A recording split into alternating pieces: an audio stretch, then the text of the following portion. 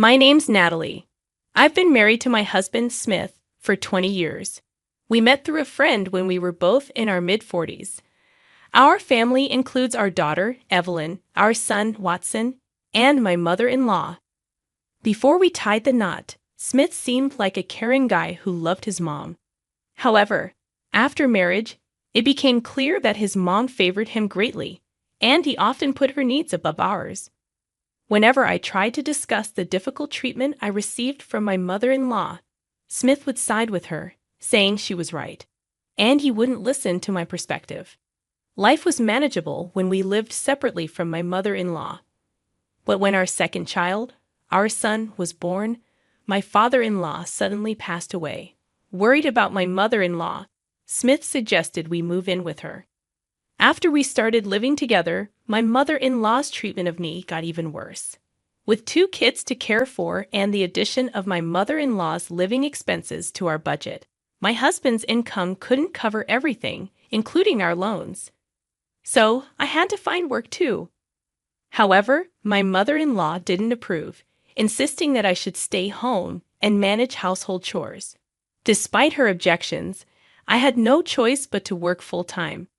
Balancing work and housework became challenging, and I asked my husband for help. Instead of pitching in, he spent his time lounging on the sofa, playing games on his smartphone. Even when he was home, he didn't contribute.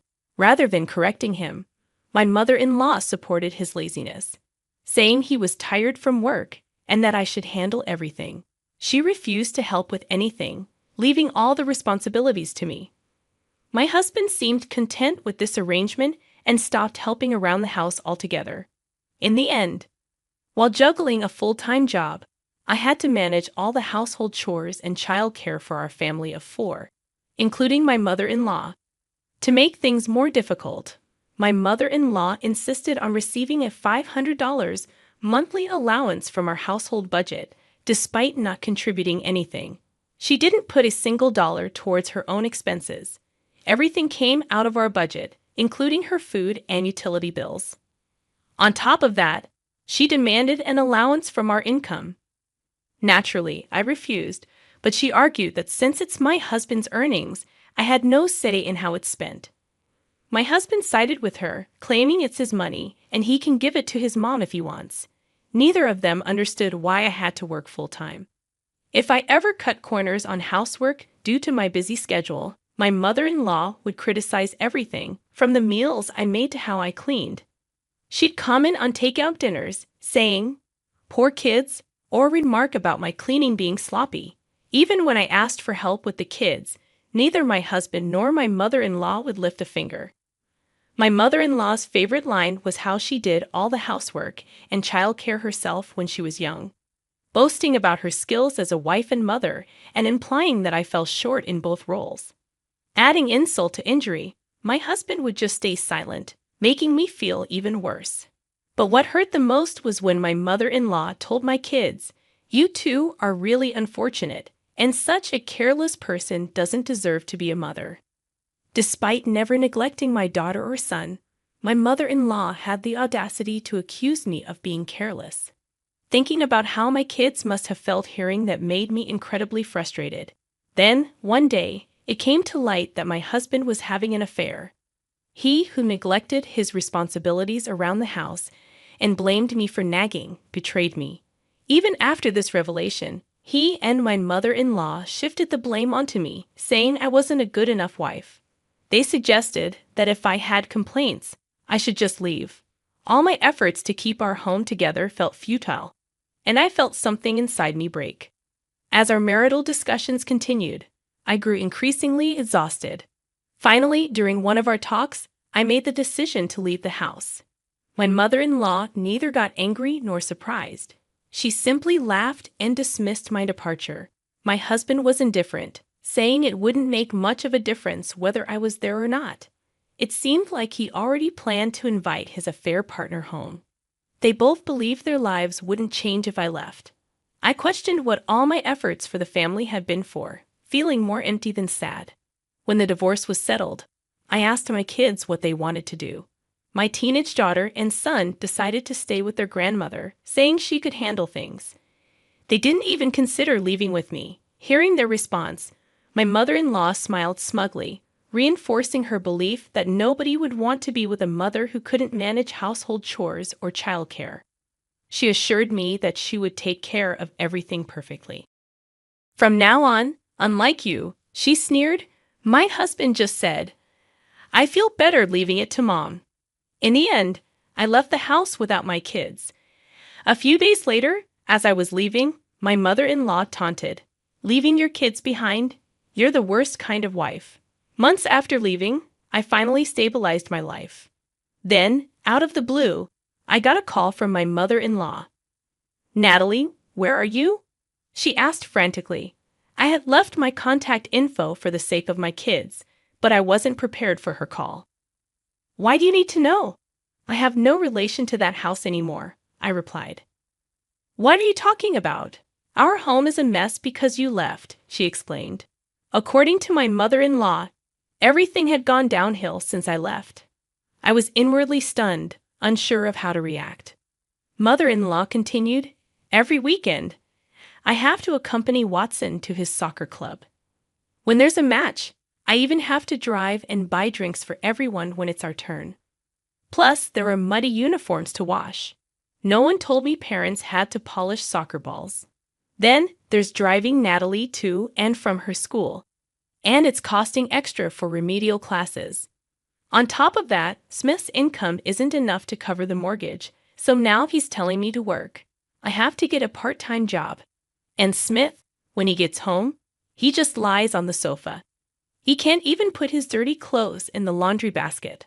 I'm tired from working part-time. But he does nothing, saying he's tired. I have to do all the housework and laundry for the entire family by myself. And yet, all she does is complain about the food I make. Mother-in-law's voice was almost a scream, but I calmly responded, weren't you and Smith the ones who told me to leave?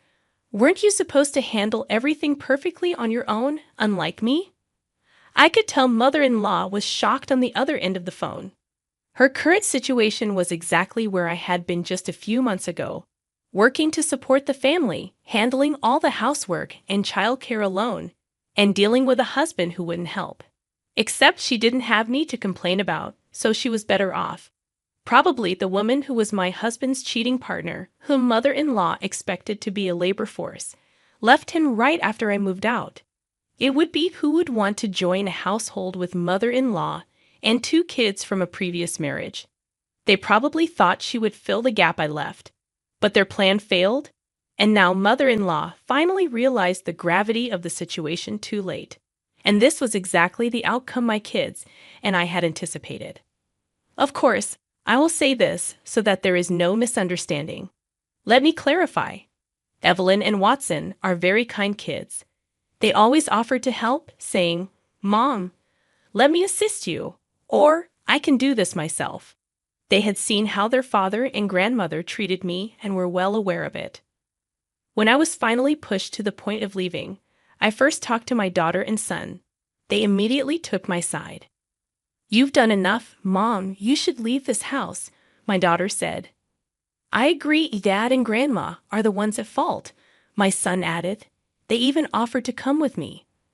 But then my daughter said, even if we leave, Dad and Grandma will never understand the struggles you've been through.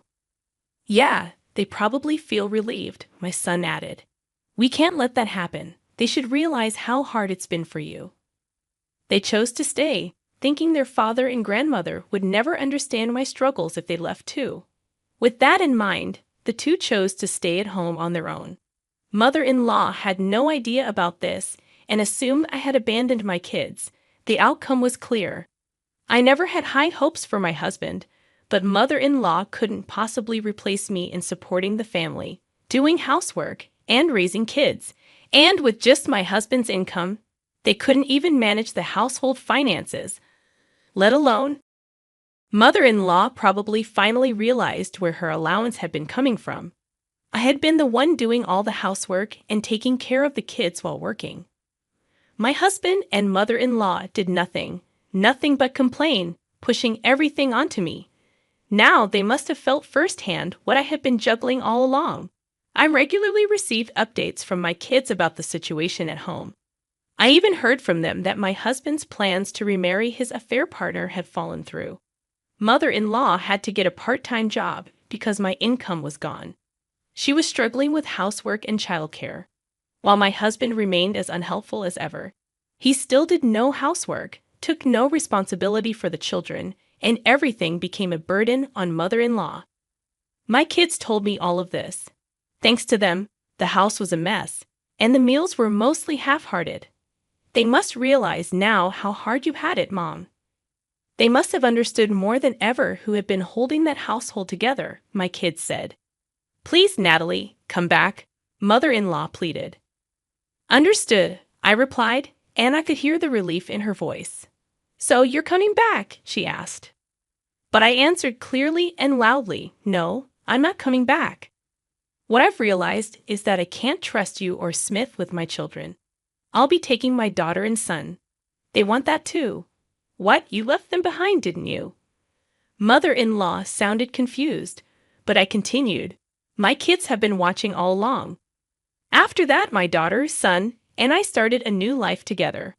Of course, I made sure to claim compensation and child support through my lawyer during the divorce proceedings. I took a lump sum, thinking of the future. My husband and mother-in-law had to give up their house because they paid the lump sum child support and fell behind on their mortgage. To add insult to injury, I later found out that the reason my husband didn't remarry his affair partner was that she already had a family. He ended up being sued for compensation in another divorce case, leading him into debt. Now they're living in a cramped apartment, blaming each other for their woes. It's sad for a family to end up like this.